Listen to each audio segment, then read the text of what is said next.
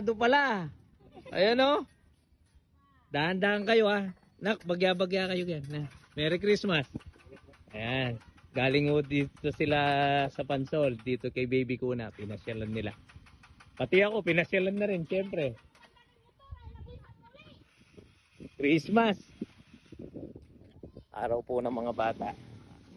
Kaya dinala ho sa atin dito.